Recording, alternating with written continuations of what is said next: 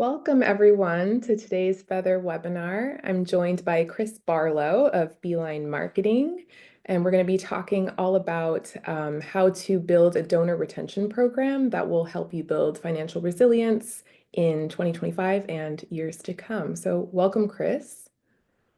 Thank you very much, Isa. It's good to be here. Thanks. Yeah. Well, I'll let you do a bit more of an intro in a minute once people have joined. But while we wait for people to trickle in, wanted to just kind of get the chat started and ask you what helps people decide to give to your organization versus another one. So, kind of what differentiates you when it comes to people making that decision to donate.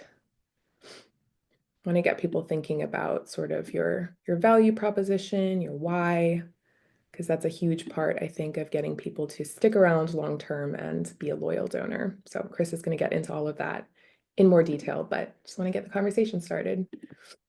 So I will drop that in the chat as well. So anyone who just joined can see the question.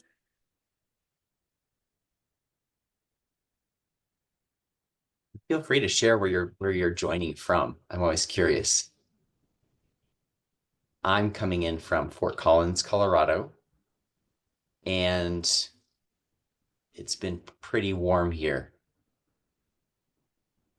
Nice. Yeah, I'm Anchorage, nice. yeah, lots of places. Got another Colorado friend here. Um, Yeah, I'm joining from Gainesville, Florida. That's where Feather is headquartered. It has been mostly warm, but kind of cooled down last night, so I'm enjoying that for sure. Nice. Cool, some California folks. Yeah, and for anyone who just joined, feel free to drop in where you're joining from or some ideas around sort of like what helps people decide to give to your organization versus another one. Okay, I see Janine here said whether they have had a good or bad experience at the hospital. Mm. Yep. So sometimes just the product or service that you're delivering helps determine if people, yeah, want to continue to engage.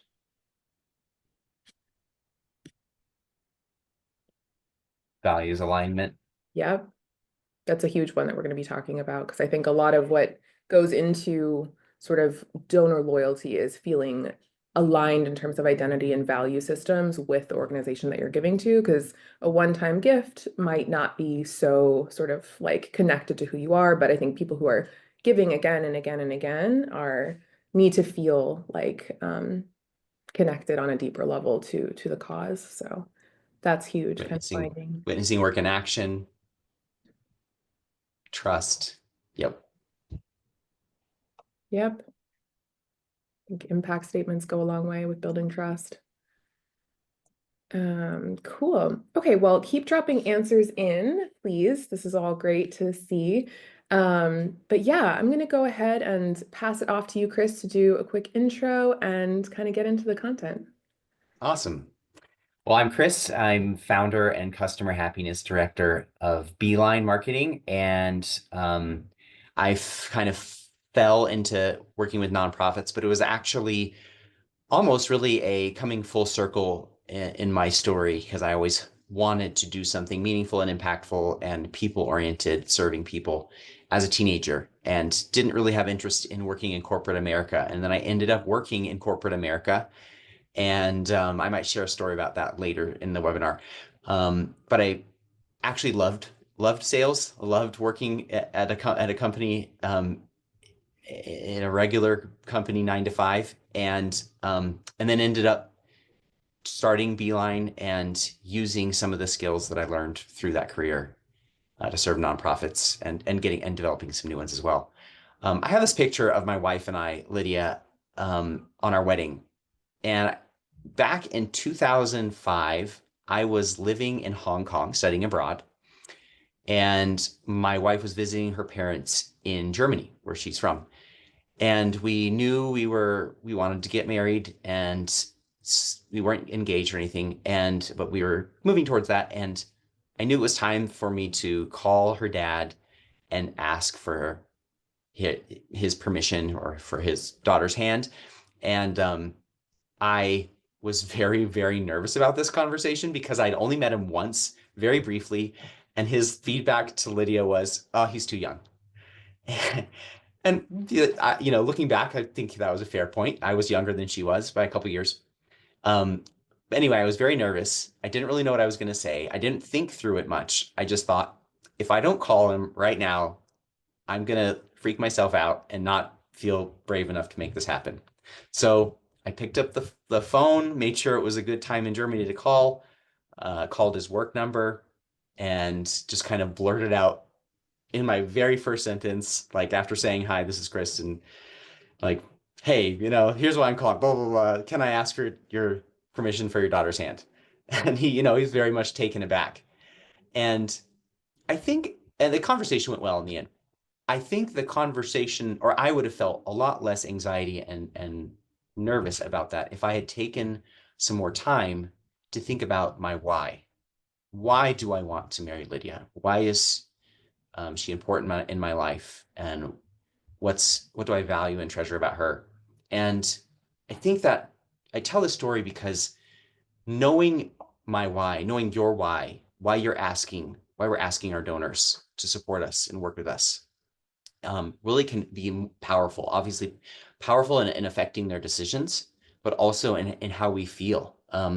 We might not feel too much anxiety when we're writing a donation page, right? But if that turns into a conversation, or if our fundraisers are talking to a donor, knowing the why is really, really powerful. So in this session, I'm excited to talk about how to overcome the number one problem to get monthly donors. And so this is what we're going to look at. We're going to look at why monthly donors are important and identify that obstacle to get them and how to overcome it. We're going to look at a principle that you can apply, an unchanging principle that will be effective for you no matter what changes in technology and platforms.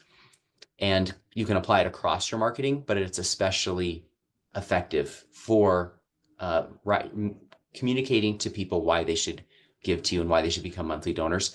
And then we're going to look at 3 strategies to grow your monthly giving program. And then we'll have some time for Q&A at the end. With federal funding disappearing, nonprofits now are turning to individual donors to pick up the slack and to create some sustainability.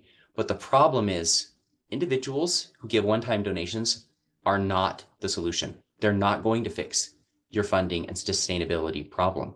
And the reason for that is if you invest a lot of time and effort to attract new individual donors, you're only going to keep 45% or less.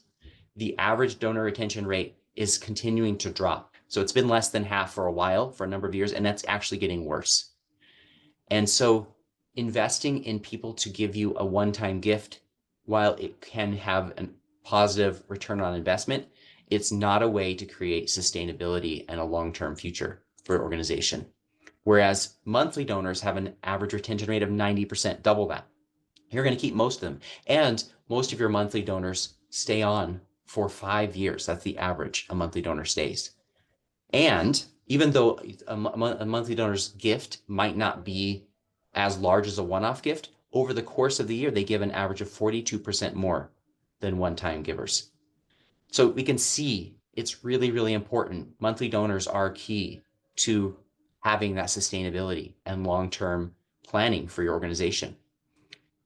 But it's hard. It's hard to attract new donors in the first place, people who give once. So how can we be more effective at attracting long-term donors? And I just asked this question at the beginning. Isa asked it, what helps people decide to give? And people said values alignment, or believing in that mission, or trusting that their money is going to be invested in will come to pass and is real, or whether they personally have had a good experience with your organization or know others who have. There's a lot of reasons why people decide to give to you. There's a science behind decision making. We're not going to get into all that today. The 2 answers that I want to share with you to this question, the reason people give to you is 1, your value proposition. Explaining to people why they should give to you helps them decide to give to you. And 2, ultimately, our donors know why they gave. And realizing this and trusting that our donors know the answer to this question should hopefully make us want to ask them Why did you choose to give? So knowing that we need to have a good value proposition and ask our donors are the my two answers, and we're going to look at that today. And I want to back up my first answer, the value proposition, with some data. The company Next After did an experiment on where they had a donation page and they tested the normal form of the donation page with a one sentence value proposition explaining why the donor would want to give monthly instead of once. And then the other page, they did not have that single sentence value proposition. And here you can see what the difference was. Simply adding that one sentence, why someone should give monthly, increased recurring giving 456%. Again, the entire page was the same. It's just a single sentence. And in another experiment, they did a converse test. They tested a donation form with the value proposition against one with no value proposition. The new page was one where they removed it to say, hey, if we remove this sentence, this one sentence, does it make a difference in donations? Well, indeed, it did. Removing the value proposition dropped donor conversions by 40%. You can see how small that sentence is. It's not this huge prominent thing on the page, and yet that's all it took to drop donations. Now, these are just two pieces of data. There's a lot more out there that supports the value of your value proposition. And common sense tells us that having this value proposition is vital. It explains why someone should give. And we're going to go into what a value proposition is in a minute, just to make sure we're on the same page. But the reason I say that the value proposition is the number one obstacle to getting new monthly donors is that, again, Next After's data showed that 86% of nonprofits have no unique reason for why someone should give monthly. Most of us have a reason why someone should give to us in general, but most of us do not explain why people should give to us monthly, why they should give to us on an ongoing basis. So regular value proposition answers to this question. Why should I give to you rather than to another cause or not at all and buy something for myself? And the better we can answer this question, the more clearly, the more compelling we can answer this question, the more likely your donors are going to give or your visitors are going to donate. But what's interesting and something that I feel like isn't talked about a lot in our sector is that we are actually competing with for-profit companies for the extra money that people have for their disposable income. And if we stop and think about it a minute, as a consumer, when we're buying something for ourselves, whether it's a new couch or chocolate, the value proposition of that purchase is a lot more obvious to us. We know why we want a new piece of furniture. We know why we want chocolate. And of course, an individual furniture company or chocolate company will need to give their value proposition about why someone would want to buy their piece of furniture or their chocolate instead of others. But the return to the consumer doesn't need to be explained. No one really has to be told why you would want to buy chocolate or the latest gadget or whatever it might be.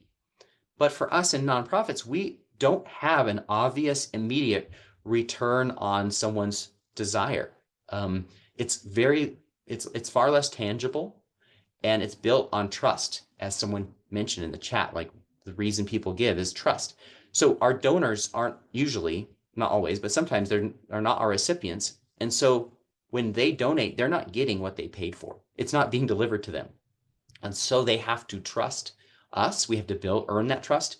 And when they have to rely on our storytelling and our reports to see the fulfillment of their investment come to pass. And that's part of the reason why the value proposition is so important, because it's not obvious just from the get-go why donating is going to do something for the donor. What is it going to return for them? Why should they give? And the monthly donor value proposition, which again, most of us lack, answers this question I've been talking about. Why should I give a recurring gift to you instead of a one-time donation, and rather than to some other organization or not at all? And this is what we need to develop. We need to take the time to think through, well, why should someone give to us monthly rather than once? How do we build this case? How do we explain it to people? Sometimes we need to simply put it in a single sentence. Often, though, we need to put it in more depth on a donation page or in our emails, and really to understand that for ourselves. Why are we asking people to give to us monthly? What's in it? What's in their good? What's in their interest to do this, and not just in our interest? So here are some examples of the kinds of things we can say to set apart our monthly value proposition based rather than our one time. Sorry. Talk about you can make an impact 365 days a year, like I showed in that case study.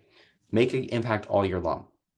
Or look, when you are a monthly donor, you're part of a group of people that are helping us ensure we have the resources in place to quickly respond to needs, to issues as they arise. We don't have to, if something suddenly comes up and we want to respond to it, we don't have to spend the next week or however long trying to raise funds urgently to make this, to address this problem. We already have them in place and can address them right now.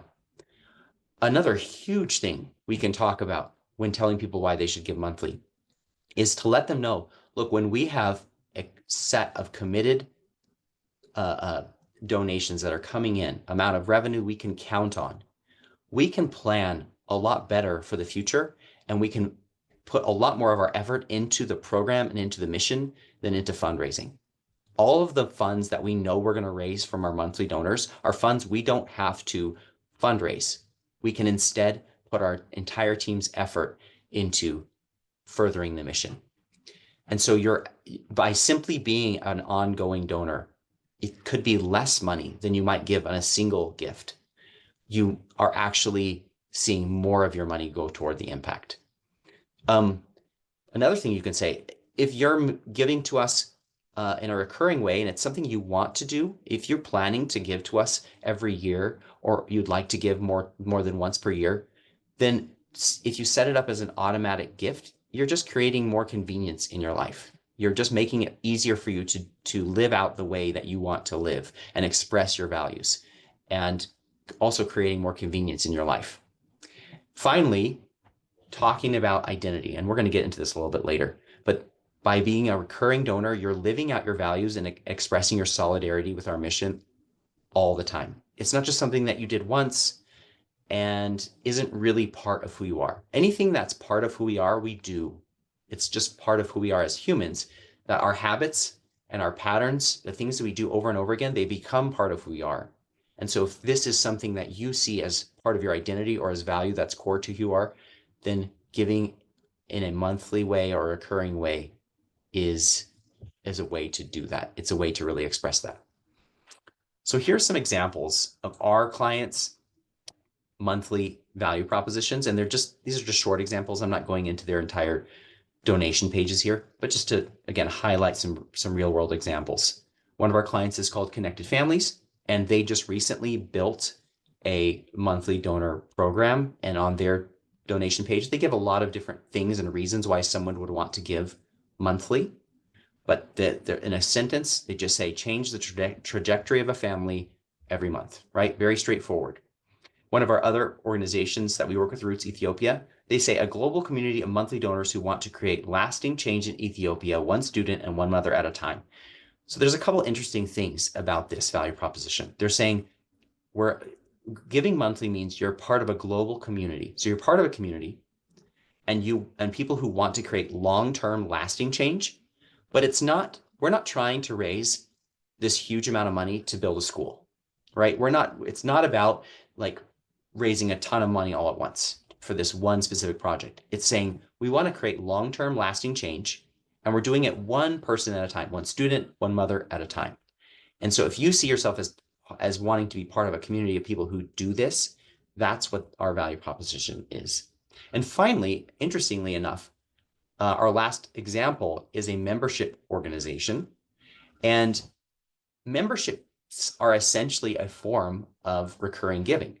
Usually members get some kind of benefits for being a member, but we can learn something from membership-driven nonprofits because they are all about how do we create a sense of belonging, benefits, and reasons why someone would want to be a member of our organization.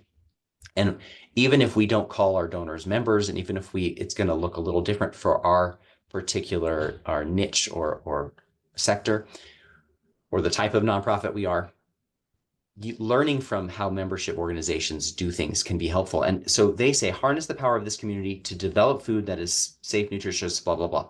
So again, it's saying if you're part of if you're a member, you get to be part of this community that can help you. And we're all part of doing something bigger and greater than ourselves. So those are some examples of monthly donor value propositions. And the most important thing, though, to have an effective one that our donors respond to, is to communicate with them in a way that resonates with their feelings, with their thoughts, and with their values. So we can come up with something we think is compelling, but the real question is, when potential donors read it, do they respond? Do they give? So in order to know that we're actually going to resonate with people, is we need a way to step into their shoes and learn, what are our donors thinking? How are they feeling about what I'm communicating? What motivates them? What concerns do they have about us? Why did they choose to give to us? And if we can get into their mindset and understand those things, their thoughts, their emotions, the words they use, that could really help us. And I'm going to talk about that in a minute. But Isa, it looks like there was a question. Yeah, I wanted to jump in here because I see a couple questions here. So yes, we are going to be sending out the recording to this. So be on the lookout for that in your email inbox tomorrow morning. So the recording and the slide deck. So there's a question in here, but I wanted to just comment on a couple things you said. So I love what you said about member-based organizations. Feather serves lots of associations in addition to 501c3s. And I think you make a really good point that member-based organizations have to understand their value proposition in a way that 501c3s should, but don't always prioritize or even like have the time to or realize. But getting like running membership renewal campaigns is sort of a whole beast that associations are dealing with, having to resell members who like did sign up to, be a member and get whatever resources, attend events, but each year they have to sort of resell people on signing up, paying dues, all of that. And that requires a certain awareness of your value proposition, your unique selling point, and being able to communicate that effectively in ads and emails. And so I really do think you're right that 501c3s could take a page out of that book and think about the way that associations are doing that and sort of find that for themselves. So love that. And then you also mentioned, I think, sharing in these sort of statements about where the money is going. I know a lot of the time, I think charities and nonprofits don't necessarily like to talk about money or sort of the inner workings of their organizations. But I do think that that can actually build trust. It might be Yes. counterintuitive, but sharing that you are putting money toward the fundraising efforts, like the ads that people are seeing, asking them to give money, like their money might be going toward running those ads rather than the programs and services. And so kind of reminding people that the more they give, the more often they give, the less, the more money will actually be going toward the cause that they feel inclined to give to. So I think, yeah, leaning into sort of sharing where the money is going, both in terms of impact, but also, yeah, your marketing and your operations and all of that stuff that's expensive, but has to happen. Definitely don't, I think, shy away from telling people about that because they might not even be aware. So, yeah, great stuff. And then, yeah, I wanted to Cool. get to this question here. So are younger generations responding or reacting in a different way to traditional donors like baby boomers and Gen X?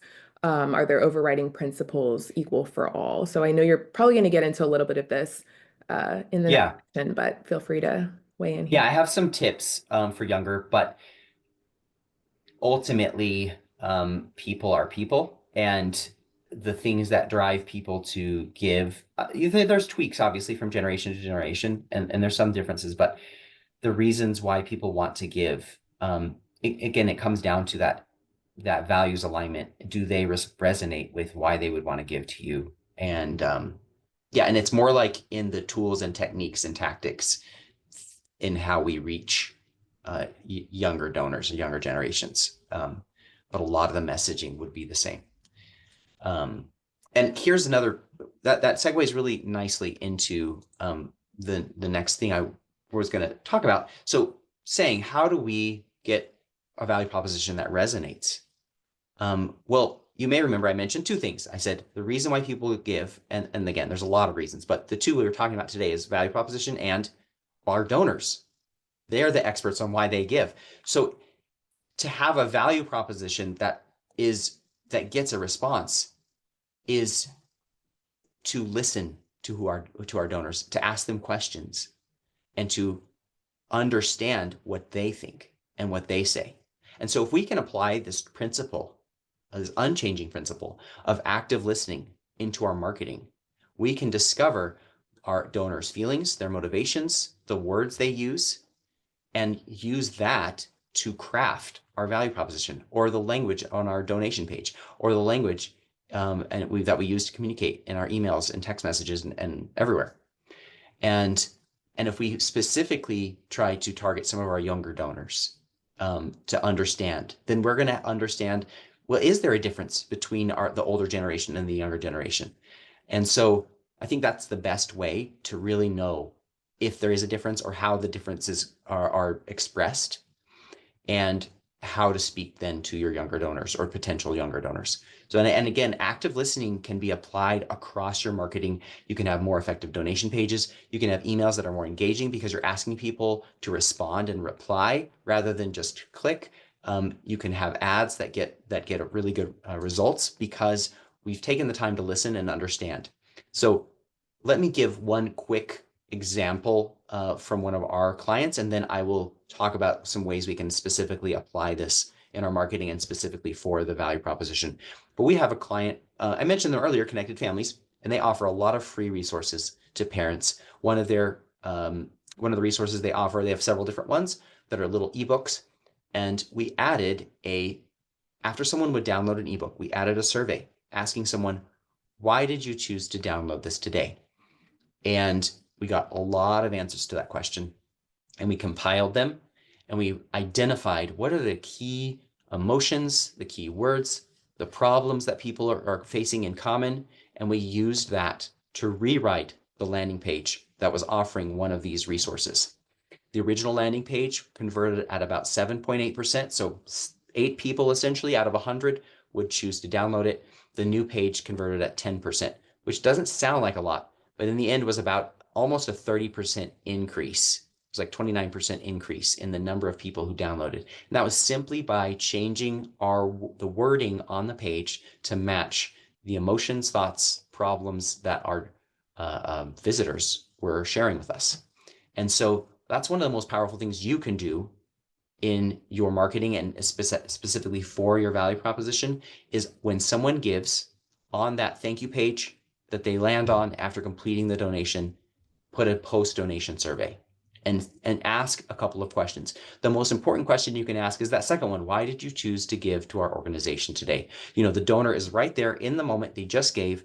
They know why they gave, or they can think about the reasons why and share it with you. It's not a week later and, you know, sure, a week later they can think about it think about why they gave. But in that moment, they have all the emotions and thoughts that they can share with you. And so using that question to understand your donors and then to write a better value proposition, donation page, etc., is very powerful, and it will help you always be effective. Other questions you can ask: what method of communication do you prefer? And then I love the last two questions because what's your vision for our mission? Would you like to talk to someone and share your story about how you got connected to us? If someone answers those two questions, they should be tagged for your fundraising team to reach out to. Someone who answers these questions and gave a gift has the potential to be a mid-level major donor because they are not just thinking about the gift they gave, they're thinking about the future and they're thinking about their personal connection to your mission. And they're the people you want to hear from and talk to, even if they're not your mid-level major donors. One other way you can apply active listening is on your website. And again, there's a lot of ways actually, but I just wanted to briefly touch on this. You can ask surveys, little pop-up polls on your website. Feather has a tool for this. As an experiment, I set one up, and you can see my example on the left. We have a Google Ad Grants email course for people who are getting into the Google Ad Grant and want to know what to do with it. And so we have this little pop-up, and it says, does the course sound valuable to you? An email course. Yes, no, yeah, but in a different format. The goal is just to see our visitors who come to this page, are they finding something they want? It's not trying to get them to give us their email address or anything like that. It's just trying to listen and get some helpful feedback. You could see another example. We sent a survey to our subscribers asking them to go to our website for 1 minute and then come back and take the survey. And we got a lot of really helpful feedback from people. And again, the goal wasn't to try to like sell anyone or get a meetings booked or anything like that. It was simply, we want to know, does our website communicate in the way we expect it does? And where are there some pitfalls? And we use that to redesign and redevelop the messaging on our site. And it was really, really helpful. And again, there's a lot of ways you can do this, but I think that just knowing this principle, thinking about it, active listening, can be really powerful to be effective, and especially for writing a value proposition that speaks to your donors. So let's look at 3 strategies to start growing your monthly giving community. We're going to look at how to convert. Oh, go ahead, Isa. I was going to say, if you want to go back 2 slides, I just wanted to comment on Yes. something. I Yes. really liked this last one here about asking people to share their stories, just because I wanted to say, I think one of the most impactful things for donors or potential donors is to hear stories from other donors. But it can be hard to sort of go dig up those stories or ask people long after they've donated why they gave. So, like you mentioned, people are in their feelings and feeling passionate about the cause in that moment when they give. And so I think there's a timeliness that you need to sort of adhere to when you're making these requests or asking these Yes. questions. They're going to be best able to answer these questions accurately if you ask them when they're, in the midst of doing the thing. And so even asking why they gave, they might give you a different answer right after versus months later if you ask them then. So I think that's why having tools that let you kind of do it right there, like on the donation confirmation page, you can have a pop-up asking why did you give, ask, provide like several different options. And then whatever they choose, you serve that right back to them in an email subject line or ad copy later. So you can kind of easily create those segments based on the answers and then serve them messaging based on what they literally told you, which, like you said, they are the experts on why they're giving. So I think having the tools to ask them in a timely way, in a way that's going to sort of just be right there, easy for them to give you that information. It's just that first party data on why they care, and they'll probably respond best to that messaging later down the Mm. road. So yeah, I really like these Yeah. example questions. You put, is the survey, as a pop-up survey a plugin app? Yeah, I mean, so Feather has a pop-up survey. If you're wanting to ask open-ended questions, we've just used third-party tools that let you ask questions, like just question software, form software basically, or your website. If your website has a built-in form software, then just put a form on the donation page. I think that's correct. You said there isn't a, is there, I guess, does Feather also have form stuff now too? Yes, we do. Okay, cool. So you Yep. could use a form, you could use a regular form too. And I would recommend that, just because then you can get open-ended questions. Both can work, but open-ended is really good. Yeah, Yeah. so And these go types ahead. of things, I think, are a great way to get that information and also just to keep people on your site for longer. I heard, one nonprofit, I think it was a food bank, told me that they like to just have some pop-up questions on different pages on their site just to get people to stay a little bit longer, give them some information, but just like keep browsing and stay longer on the site. So if you have, an event coming up, you can have a pop-up asking people why they're interested in attending the event. You can ask volunteers why they want to volunteer, if are they looking for friends, are they looking to help their community, things like that. So there's a lot you can do in terms of active listening, gathering that information, and just getting a lot more insight on what motivates your audience. Yeah. Yeah, and I think again the thing that's encouraging to me is, I'm in marketing and things are changing so fast and AI is changing things and shifting things, but just remembering like people are people, active listening and other relationship principles will always be helpful and relevant. And so then just taking a step back and saying, well, how can we apply this? How can we, if we want to build relationships with new people and cultivate them, then listening to them is probably the best way to do it. And so how do we apply that? And figuring out how to apply it is is a lot easier once you have that direction, that sense of here's what we want to do. We know this is the right way to go. How do we apply it is a kind of a secondary question, and you can always get those kinds of answers. So now I want to talk about some strategies to grow your monthly giving program. We're going to look at the first 30 days after someone's first gift. We're going to talk about stories and identity, and we've touched about on this a little bit already. And then we're going to look at how to do appealing and accessible asks for monthly gifts. And then finally, we'll look at a few bonus tips. So the Like first you're a of these little three zoomed in. Sorry to interrupt. I think you're a little zoomed in, oh, Chris. oh, oh, in terms of the screen, Yeah, that's what I'm seeing on my end. let If me someone let me can check again. comment in the Yeah, can chat, someone comment in the there's. chat? Can you see the first three strategies to start your program? Oh, okay. The whole Sorry about that. slide? It's just on my Okay. end. Cool. Okay, cool, good.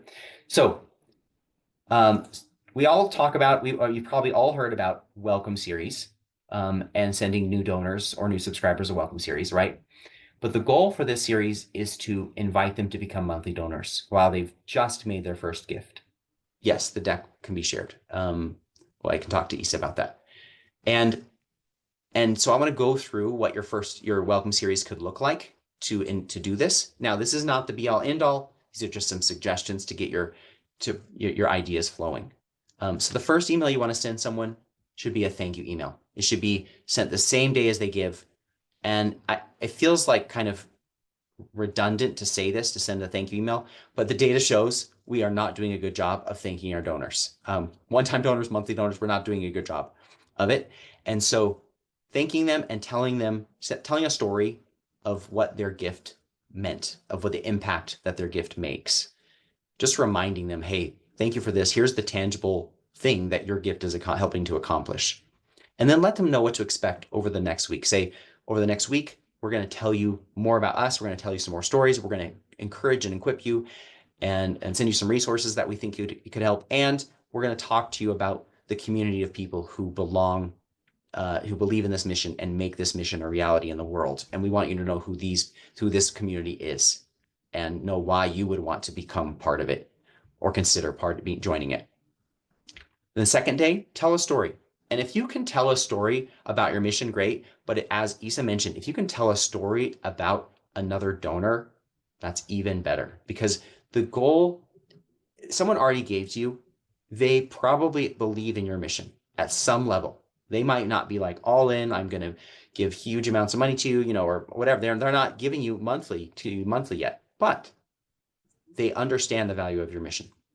What you're wanting to do here is start to tell the story of what it means to be a donor and what it means to be part of this community. So telling a story about one of your donors can do that. Then the next day, send an email with a theoretical example. You're not sending a call to action here. You're just saying, look, if you won the lottery and we're offered a lump sum of $1 million today, or you'd get $100,000 payment over the next year, which would you take? Or if you want to be fair, 1/10 of $1 million instead of it being a larger gift. And saying, which would you choose and why? And here's why we would choose the monthly gift. And give all the reasons why the monthly gift could be actually more valuable and impactful for your organization because of, various reasons, but, you don't have the pressure to try to decide what to do. You have the long-term planning built in, et cetera, et cetera. And you can get into that later. But again, you're not going to end this email with a call to action. You're just saying, here's why we really appreciate the monthly and here's what comes behind it. Then you can tell a story about trying to, a New Year's resolution you made or some other habit you tried to form and how it just failed catastrophically or failed in a funny way, however you want to share that story. But the difficulty of forming new habits and talking about how a lot of our donors, like you, they love our work, they give to us, and in the busyness of our world, of their day, in the amount of information that gets sent their way, they forget to give again, and they just forget, and they go and they drop off. And it's not because they don't believe in our mission anymore or don't want to keep giving. And how hard it is to form a new habit. And that's why monthly or recurring gifts are so good, because they overcome that need to form a habit because it's automated and they allow you to continue as a donor to continue to support the things you care about without having to create a new habit. In the next email, you can share a monthly donor testimonial. And again, You're not making an ask for someone to join yet. You can, but I would recommend just sharing this story of why someone joined. And if you have a video of another monthly donor who's explaining why they're a part of this community and their own story, even better.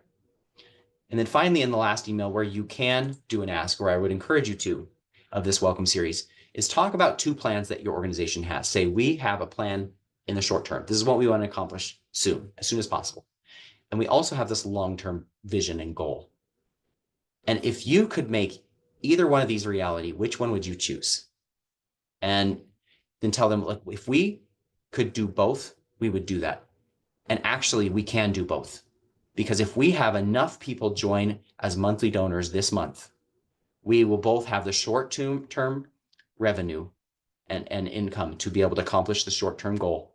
And we will have the long-term planning in place to be able to start working toward the long-term goal and make both a reality. And if you want to create a real deadline and not just have a fake one, you can say, this is why we need a certain number of people to join as a monthly donor by the end of the month, because the sooner that we have this number of new recurring donors, we will be able to plan and make the long-term goal a reality as well. And again, this is where you can talk about your monthly donor value proposition and kind of go into some other details about that. Now let's talk about the second of 3 strategies to grow your monthly giving community.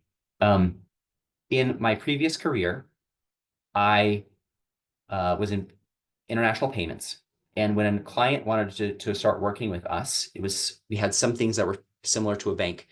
They had to fill in an application, and there was a question on the application that the application needed to be redesigned.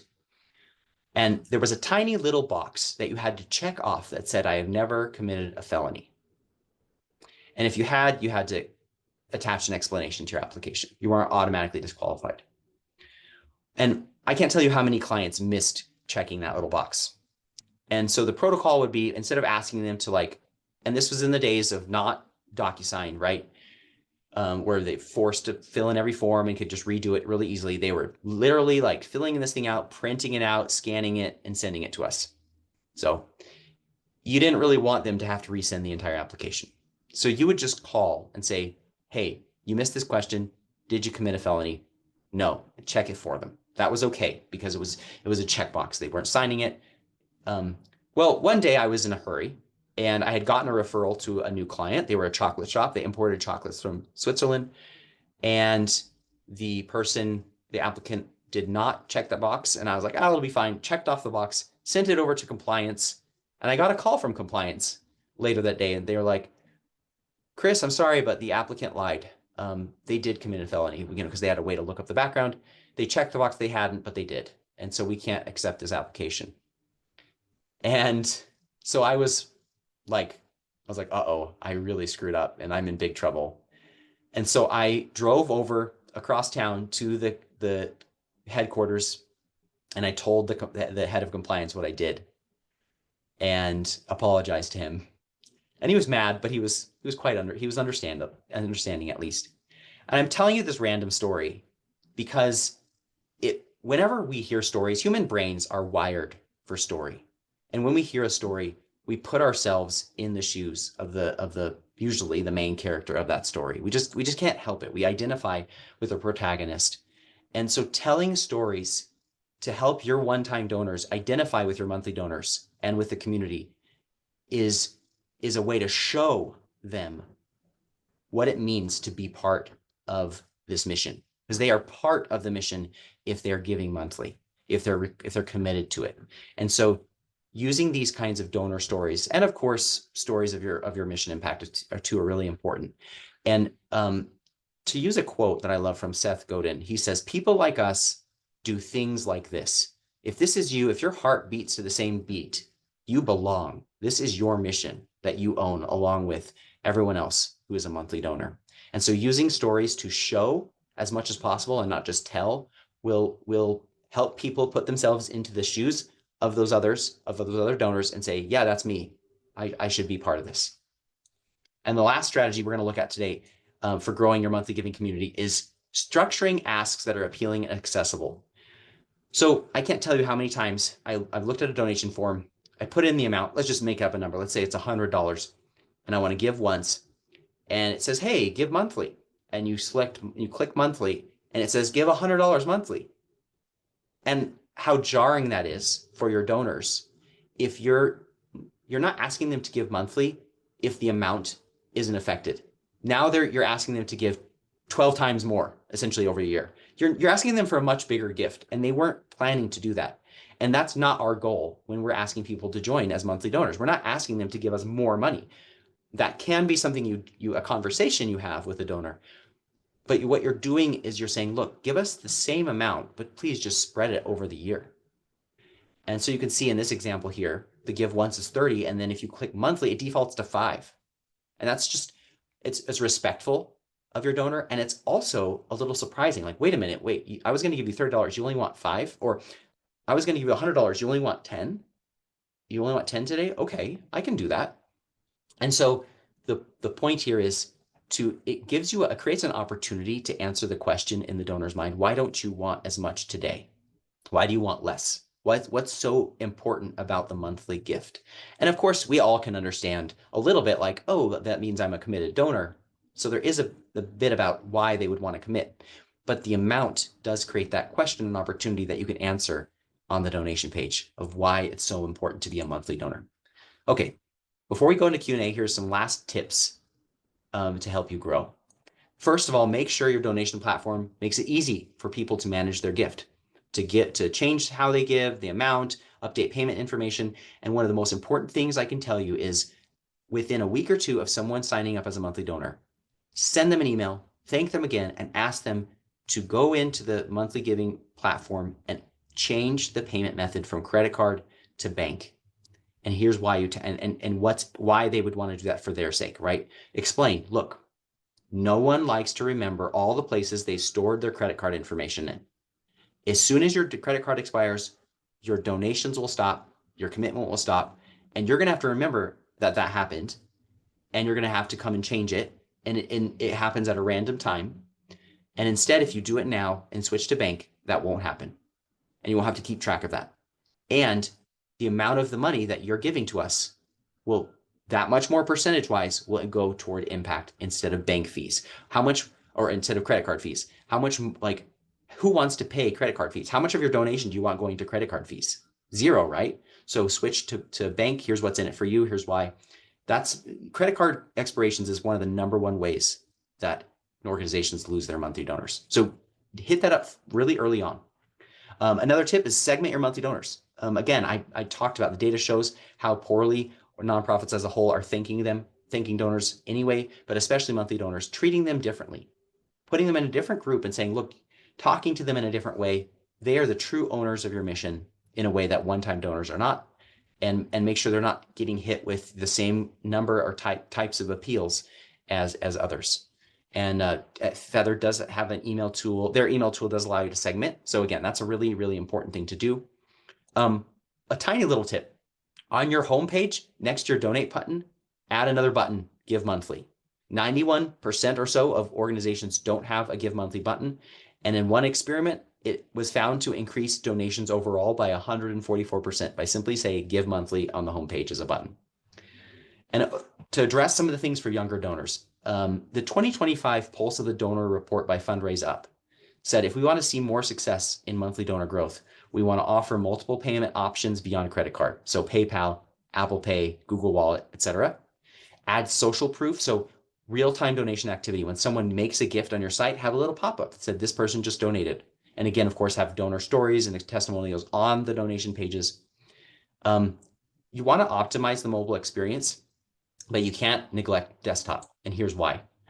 People will respond to urgent calls to action, a catastrophe or a big need that comes up suddenly, something that's timely, they'll respond on their phone. But in general, desktop donations are larger and have higher conversion rates. And so you want to make sure that the experience is good for both. You're probably not going to get as large of donations or have as many conversions on mobile. But you obviously want to make sure that's in place because a lot more, well, everyone uses mobile, but especially younger. And then finally, for younger, we want to be talking about personal brand and personal values. Again, we're appealing to people's identity and values as in order for them to see themselves as monthly donors. So here are key takeaways. Your value proposition is the key message to attract donors, especially if we want to attract them monthly. We need to have a monthly value proposition. And the way to have one that resonates is to listen to your donors and trust them as the expert and ask them questions and then use that to formulate your communications. And then to grow our programs, we want to invite people quickly in our welcome series. We want to tell stories that help them identify with our other donors and use appropriate asks that are not actually asking them to give more than they were wanting to give. So your next step, besides our Q&A, is go to our website, yourbeeline.com, and there's a little B on the bottom right corner. You can click on that, and it is Beeline GPT, and you can ask it, and you can say, look, it'll ask you for your email address and your website so it can understand who your organization is. And then it'll ask you what your biggest question or marketing problem is. Say, look, help me develop a monthly value proposition. What are some of the things that we could say to our donors about why they should give monthly instead of once? Or whatever question you have. It'll develop a resource for you right there. You can refine it some more if you want. And then there'll be a button. You can just email it to yourself. When you get that email, you can reply to it and it'll go to me. And I can respond. I can provide feedback. If you didn't like the resource it gave you, I'm happy to help. So anyway, and you'll have my email address, chris@yourbeeline.com. So you can email me as well. I'd love to open it up to Q&A now, and I appreciate your time. Very cool tool there on your website. Love that. Personalized content generation is the future.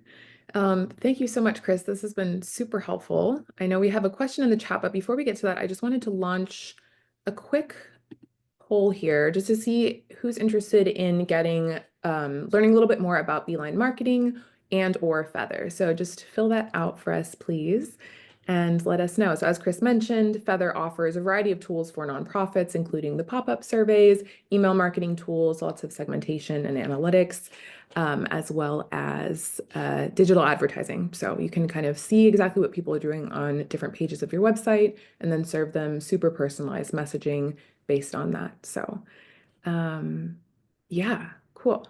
Seeing some responses coming in. Great. Thanks for that. And then, yeah, let's get to this question here in the chat. So I think this was on the slide where you were showing the examples of ways to highlight impact. And so sort of what are some important questions to ask current monthly donors in order to highlight them in one of those stories? Yeah. Again, I would say ask them why they're monthly donors. Ask why are you still a monthly donor? Why did you choose to join? Uh, and again, asking your donors for feedback, treating them like insiders, saying like this is your mission. That having that identity as an owner of the mission will draw out the stories naturally. But you can also ask just like, what is your story? Why is our mission important to you? I think one other thing that's important is just remembering, like once upon a time, philanthropists, they would put out lots and lots of money, and it would be like the library that was named after them, or whatever, big project is named after them. And I think in this day where we have a lot more individual, smaller donors whose name doesn't get put on it, just remembering like, well, they're just as much the owner as a group of this mission. Like it's not our mission, it's their mission, and we're stewards of it. Yeah, building that sense But of ownership and community, I think is really important. Caitlin, that's a great question. I think that really depends on what you're looking to do. I mean, there are times where you need to raise a bunch of money all at once. You have a capital campaign, you have a specific need. Yeah, you definitely want the lump sum. But the thing is, as I mentioned before, the average monthly donor stays on for 5 years. And so, yes, you will get more money, but it's also just having a committed donor that's with you for 5 years rather than the one-time gift. And it's more opportunities to develop and deepen that relationship. Because again, monthly donors give an average of 42% more than one-time donors. So they commit to you a monthly gift, it's smaller than the one lump sum, and then they give you a year-end gift on top of that sometimes. And so just having that in place enables the door to that relationship to stay open. And of course, it's context-based. If it's disaster relief or something like that, where you're trying to get as many dollars as quickly as possible, of course, use this advice at your own discretion. But yeah, there's lots of Yeah. lots of stats supporting the idea that, donor retention leads to higher revenue over time. I saw one recently that said that a 5% increase in donor retention can actually lead to a 25% increase in revenue. So just getting a few donors to stick around long term will help you not only bring in more dollars over time, but it does offer you that sort of resilience and stability to plan bigger things longer term. Yeah, and regarding businesses, yeah, I mean, you're going to treat a business differently than individuals too. Businesses are going to be thinking differently, operating differently. And so, yeah, you might not ask the business to give you a monthly gift instead of a one time. But there are ways to structure that so that it encourages more people to give, like creating matches or employee workplace giving where employees could give to you. Maybe the company offers you a $10,000 gift and you could say, well, we'd love that. And what do you think about workplace giving, where to enable your employees to give out of their paycheck directly every month and inviting your employees to do that? Regarding the pop-up, it is so Feather offers a pop-up. There's other tools that you can use for little pop-up polls on your website.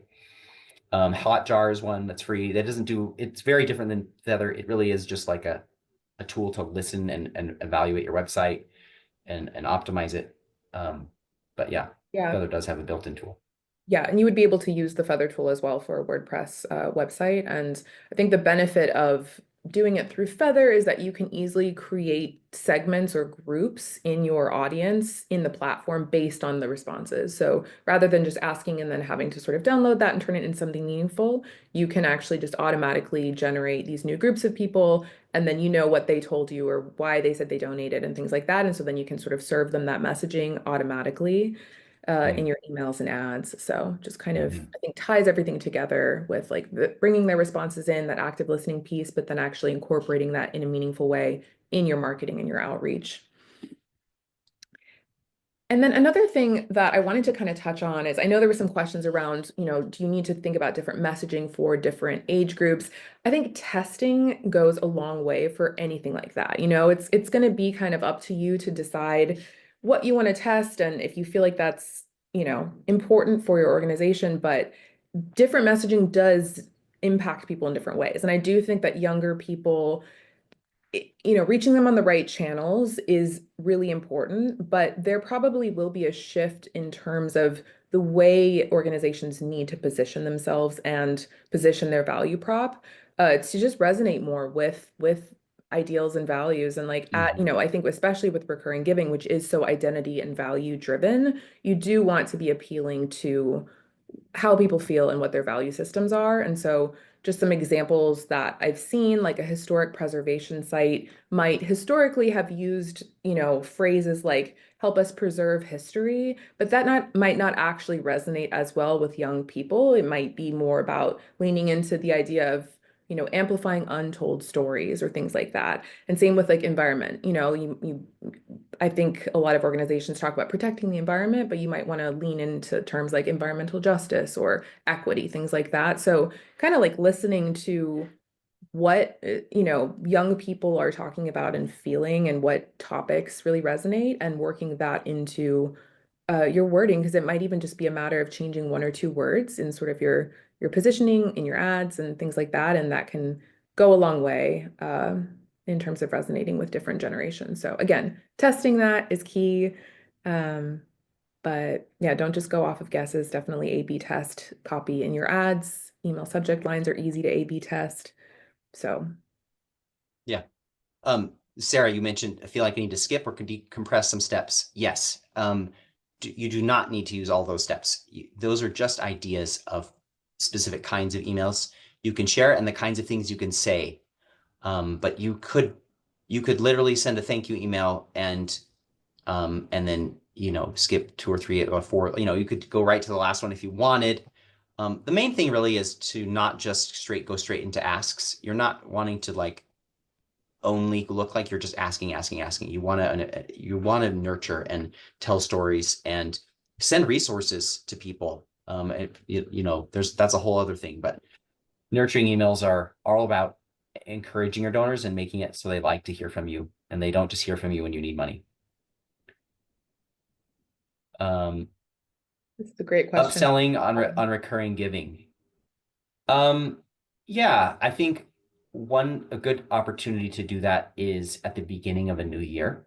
Um, and talking about, again, understanding why you're asking them to give more.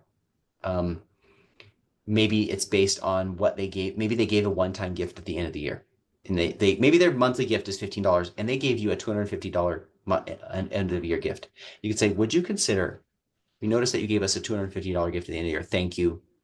You know, obviously all the thank you. And then would you consider for this year, instead of possibly giving us a year-end gift of $250, would you consider giving us changing your monthly gift from $15 to $40? You'll end up giving us the same amount, but here's why that's so impactful to us. So you're just basing the up on a one-off gift. And again, understanding what you're going for. What is your goal? What's your short-term goal? What's your long-term goal? What's the minimum number of people for an A/B test? I don't actually know the answer to this. Just Google that, because there's some statistical analysis that'll tell you like the minimum number for a particular test that says, you know, to hit the threshold of statistical significance. Um, so yeah, I don't know the answer to that. Yeah, I'm seeing a few different, I just Googled it too. I'm seeing a few different results. 1,000 participants seems like a good default for it to be Yeah. statistically significant. I'm seeing some higher numbers. So yeah, go ahead and I would say do your own research there and see what makes sense based on your own audience size as well, what feels realistic.